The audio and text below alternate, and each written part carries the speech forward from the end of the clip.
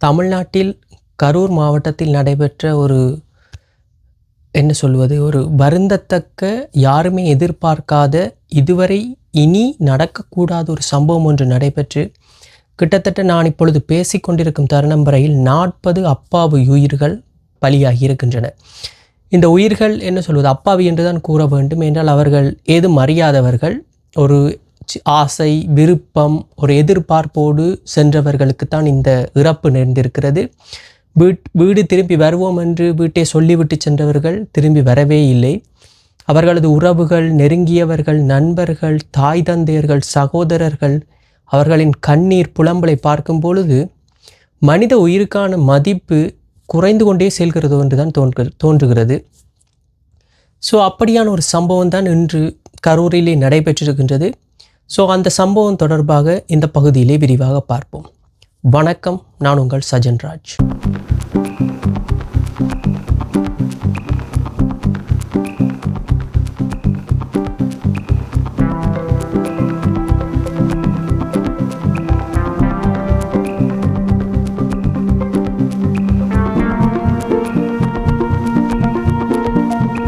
நடிகரும் தமிழக வெற்றிக் கழகத்தின் தலைவருமான விஜய் அவர்கள் கட்சி ஆரம்பித்து தற்பொழுது ஒவ்வொரு வாரமும் பரப்புரை தேர்தல் வரும் 2026ஆம் ஆண்டு தமிழகத்தில் சட்டமன்ற தேர்தல் நடைபெற இருப்பது நீங்கள் அனைவரும் அறிந்த விடயம்தான்.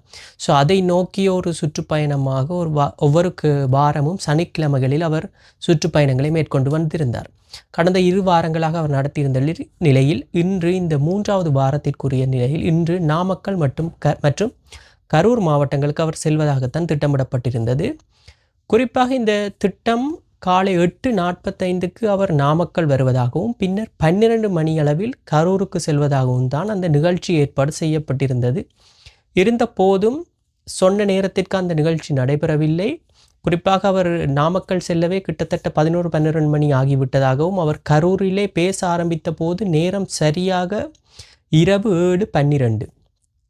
இப்படித்தான் அந்த சம்பவங்கள் நடைபெற்றிருக்கின்றன. இந்த நிலையில்தான் அந்த கரூரிலே இரவு நடைபெற்ற அந்த கூட்டத்திலே விஜயை பார்ப்பதற்கும் அவருக்கு ஆதரவு தெரிவிப்பதற்குமாக கூடிய அந்த கூட்ட நெரிசலில் மூச்சு திணறல் மற்றும் இதர உபாதைகளினால் கிட்டத்தட்ட 40 பேர் வரை உயிரிழந்திருக்கிறார்கள். இதிலே 6 வயது சிறுவர்களும் அடங்குவார்கள் என்பதுதான் வேதனைக்குரிய சம்பவம். சிறுவர்களுக்கும் தேர்தல் பரப்புரைக்கும் என்ன சம்பந்தம் என்று யோசித்து பார்த்தால் ஒன்றுமே புரியவில்லை.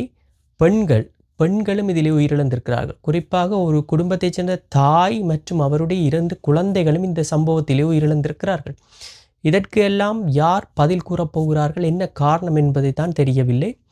குறிப்பாக இந்த சம்பவத்தின் பின்னர் விஜய் அவர்கள் கூட்டத்தை முடித்துவிட்டு திருச்சி விமான நிலையத்திற்கு சென்ற பொழுது அங்கு பத்திரிகையாளர்கள் அவரிடம் இப்படியான ஒரு சம்பவம் நடைபெற்றிருக்கிறது, கிட்டத்தட்ட 30 பேர் இறந்துள்ளார்களே என்று கேட்டபோது அவர் எந்த பதிலும் சொல்லாமல் வழமை போல பத்திரிகையாளர்களை தவிர்த்துவிட்டு விமானத்தில் ஏறி சென்னைக்கு சென்று சென்னையிலிருந்து அவர் வீட்டுக்கு திரும்பி சென்று விட்டார் பத்திரமாக.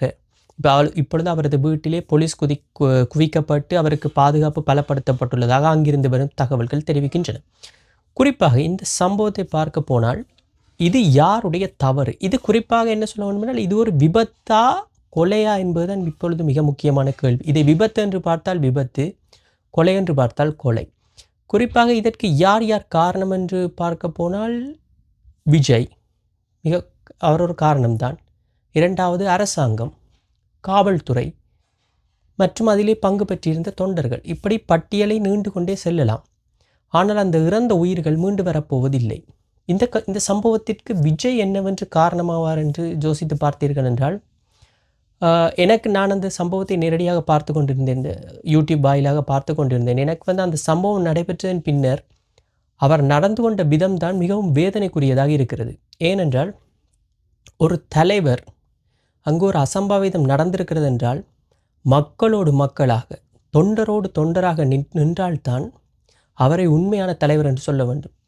விஜய் மூச்சுக்கு 300 தரம் விஜயகாந்த் என்னுடைய அண்ணன் என்று சொல்கிறார். இந்த சந்தர்ப்பத்திலே விஜயகாந்த் இருந்திருந்தால் அவர் எப்படி நடந்து கொண்டிருப்பார்? வேட்டியை மடித்துக்கொண்டு அந்த இடத்திலேயே அந்த வைத்தியசாலையிலேயே இருந்திருப்பார் என்பதுதான் அனைவருக்கும் தெரிந்த விடயம். ஸோ இந்த விடயத்தை விஜய் செய்ய தவறிவிட்டார். இருந்தபோதும் அவர் சென்னை சென்று கொண்டிருக்கும் பொழுதோ என்னவோ தெரியவில்லை, தனது எக்ஸ் தளத்திலே ஒரு பதிவை இட்டிருந்தார். அந்த பதிவை பார்க்கும் பொழுது கூட தெரிகிறது இது அவர் தட்டச்சு பண்ணி அல்லது டைப் செய்த பதிவா என்பதே ஒரு சந்தேகமாக இருக்கிறது. ஏனென்றால் உலர்ந்து கொண்டிருக்கிறது, வருந்துகிறேன் என்றெல்லாம் தெரிவித்திருக்கின்றார். ஓகே, அதெல்லாம் சரிதான். ஆனால் அந்த இழந்த உயிர்களுக்கு என்ன பதில்? இப்பொழுதுதான் எனக்கு அந்த நினைவுக்கு தோன்றுகிறது. அதாவது அஜித்குமார் அண்மையில் தனது சினிமாவில் 33 வருடங்களை கடந்த பின்னர் ஒரு அறிக்கை ஒன்றை வெளியிட்டிருந்தார். அதிலே மிக முக்கியமாக குறிப்பிட்டிருந்தார், என்னுடைய ரசிகர்களை என்னுடைய எந்த சுயநலத்துக்காகவும் பயன்படுத்த மாட்டேன் என்று தெரிவித்திருந்தார். ஸோ இப்பொழுது எனக்கு அந்த சம்பவம் தான் தற்பொழுது தோன்றுகிறது. குறிப்பாக இந்த காணொலியை பதிவு செய்யும் பொழுது நான் தாவைக்கு ஆதரவாளரோ, திமுக ஆதரவாளரோ, அதிமுக ஆதரவாளரோ இல்லை. குறிப்பாக எனக்கு அங்கு ஓட்டே இல்லை. ஏனென்றால் நான் இந்தியா தமிழ்நாட்டை சேர்ந்தவன் அல்ல. இருந்தபோதும் ஒரு சக மனிதனாக, குறிப்பாக ஒரு சக தமிழனாக நான் இதை பேச வேண்டியது ஒரு கடமை அல்லது என்னுடைய உரிமை என்று நான் கருதுகிறேன். அதனால் தான் இதை பேசுகிறேன். என்றால் இது என்ன சொல்வது, இது கட்சிகள் தாண்டி ஒரு உயிர், அந்த உயிருக்குரிய மதிப்பு என்ன? அந்த குடும்பத்தவர்கள், அந்த உயிரை சார்ந்தவர்கள் எத்தனையோ பேர் எத்தனையோ கனவுகளை கொண்டிருந்திருப்பார்கள். ஸோ அதற்கெல்லாம் யார் பதில் சொல்ல போகிறார்கள்? இந்த சம்பவம் நடைபெற்றதன் பின்னர் அங்கு இருந்த அமைச்சர்கள் செந்தில் பாலாஜி மற்றும் அன்பில் மகேஷ், உயர்கல்வித்துறை அமைச்சர் அன்பில் மகேஷ் மற்றும் இருவரும் அந்த சம்பவத்திலே தொடர்ந்து வைத்தியசாலைகள் என்பவற்றில் பங்கு பெற்று இருந்தார்கள். அது தவிர அரச வைத்தியசாலையிலும் அனுமதிக்கப்பட்டிருந்தார்கள். சில தனியார் வைத்தியசாலையிலும் அனுமதிக்கப்பட்டு அவர்களுடைய வைத்திய செலவுகளை அரசாங்கமே பொறுப்பேற்கும் என்றும் தெரிவித்திருக்கிறார்கள். இதை தவிர நள்ளிரவு 2 மணி என்று நினைக்கிறேன், தமிழ்நாட்டு முதலமைச்சரும் அங்கு சென்றிருக்கிறார், சம்பவ இடத்திற்கு சென்றிருக்கிறார். அங்கு சென்று அங்கு நிலைமைகளை பார்த்து அதன் பின்னர் ஒரு பத்திரிகையாளர் சந்திப்பும் அவர் நடத்தியிருந்தார். அதிலே குறிப்பாக ஒரு கேள்வி கேட்கப்பட்டிருந்தது, விஜய் கைது செய்யப்படுவாரா என்று. அதற்கு அவர் தான் ஒரு ஆணையம் அமைத்திருக்கிறேன் என்றும் அந்த ஆணையம் என்ன சொல்கிறதோ அதன்படி அனைத்தும் நடைபெறும், அவர் கைது செய்யப்படுவாரா இவர் கைது செய்யப்படுவாரா என்பதை அந்த ஆணையம்தான் சொல்ல வேண்டும் என்ற ரீதியில் ஒரு கருத்தை தெரிவித்திருக்கின்றார். குறிப்பாக எல்லோருக்கும் இருக்கும் கேள்வி அதுதான், விஜய் கைது செய்யப்படுவாரா என்று. இப்படியான ஒரு சம்பவம் தான் அண்மையில் உங்களுக்கு தெரிந்திருக்கும், தெலுங்கானாவில் புஷ்பா 2 பார்ட் 2 திரையரங்கில் வெளியான போது அங்கு விஜயம் செய்த அல்லு அர்ஜுனை பார்ப்பதற்காக கூடிய கூட்ட நெரிசலில் பொதுமக்கள் இறந்திருந்த போது அவருக்கு எதிராக நீதிமன்றம் அவரை கைது செய்யும் உத்தரவு ஒன்றை பிறப்பித்திருந்தது. ஸோ அந்த வழக்கின் கீழ் இதுவும் வருமா என்பதுதான் தற்பொழுது ஒரு மிக முக்கியமான ஒரு கேள்வி. ஒரு என்ன சொல்வது, கிட்டத்தட்ட இங்கே ஒரு 40 உயிர்களுக்கு மேல் பலியாகி இருக்கின்றன. ஸோ இதை ஒரு சீரியஸான ஒரு இஷ்யூவாகத்தான் நீதிமன்றம் மற்றும் காவல்துறை என்பன அணுகும் போல இருக்கிறது. நாளை மறுதினம் என்ன நடக்கிறது என்பதை இனிவரும் அப்டேட்ஸில் தான் நாங்கள் பார்க்க முடியும். ஆனால் இதை வைத்துக்கொண்டு அனைவரும் அரசியல் செய்கிறார்கள் என்பது தான் உண்மை. குறிப்பாக தாவேகா அவர்கள் தாங்கள் கேட்ட இடம் கொடுக்கப்படவில்லை, அந்த இடம் கொடுத்திருந்தால் அந்த இடத்தில் இலகுவாக இப்படியான பிரச்சனைகள் வராமல் தாங்கள் தவிர்த்திருக்க முடியும் என்ற ரீதியில் ஒரு கருத்தை தெரிவித்திருக்கிறார்கள். ஸோ அப்படி கேட்ட இடம் கொடுக்கப்படவில்லை என்றால் இந்த இடத்தில் இப்படி கூட்டம் கூடினால் பிரச்சனை வரும் என்று தெரிந்தும் நீங்கள் அந்த இடத்தில் கூட்டத்தை நடத்தியிருக்கிறீர்கள் என்றால் அதுவும் ஒரு அரசியல் தான். ஸோ உங்களுக்கு தொண்டர்கள் மக்கள் மீது அக்கறை இல்லை என்ற ரீதியில் தான் தோன்றும். இப்படி கேட்ட இடம் கொடுக்கப்படவில்லை என்றால் நீங்கள் அந்த கூட்டத்தை நிறுத்தி இருக்கலாம். மக்கள் இப்படி கூடுவார்கள் என்று நீங்கள் அறிந்திருந்தால், இப்படி ஒரு பிரச்சனை வரப்போகிறது என்று அறிந்திருந்தால் நீங்கள் தவிர்த்திருக்கலாம். மனித உயிரை விட அரசியல் ஒன்றும் பெரிய விடயம் இல்லை. அதை தவிர அந்த பக்கம் அரசாங்கம், ஆளுகின்ற அரசாங்கம், அவர்கள் எந்த ஒரு ஆளுங்கட்சியுமே எந்த ஒரு எதிர்க்கட்சியும் வளர விட மாட்டார்கள் தான். அவர் கேட்ட இடத்தை கொடுக்க மாட்டார்கள், கேட்க வசதிகளை செய்து தர மாட்டார்கள். அது பொதுவான ஒன்று. அதை இன்று திமுக நாளை அதிமுக எந்த கட்சியாக இருந்தாலும் இப்படித்தான் நடக்கும். ஸோ அதற்கேற்றாற் போலத்தான் செய்ய வேண்டும். ஆனால் இன்று அந்த கரூர் டிஜிபி குறித்து அளித்திருந்த செய்தியாளர் சந்திப்பிலே அவர் தெரிவித்திருந்தால், அவர்கள் கேட்டிருந்த மற்ற 2 இடங்களை தவிர இந்த இடத்தில் அதிகமான மக்கள் கூடுவதற்கான வசதிகள் இருப்பதாகவும் அந்த இடங்களை விட இது பொருத்தமான இடம் என்றும் தெரிவித்திருக்கிறார்கள். குறிப்பாக அவர்கள் இந்த கூட்டம் நடத்துவதற்கு தேவையான இடத்தை தெரிவு செய்யும் பொழுது அவர்கள் 10,000 பேர் அளவு தான் கூடுவார்கள் என்ற ரீதியில் தான் ஒரு கடிதத்தை கையளித்திருக்கிறார்கள். அந்த கடிதம் இப்பொழுது அனைத்து இடங்களிலும் பரவி வருகின்றது. ஸோ கிட்டத்தட்ட இன்று 25,000க்கு அதிகமானோர் அந்த நெரிசலுக்கு காரணமாக இருக்கிறார்கள் என்று தான் அங்கிருந்து வரும் தகவல்கள் தெரிவிக்கின்றன.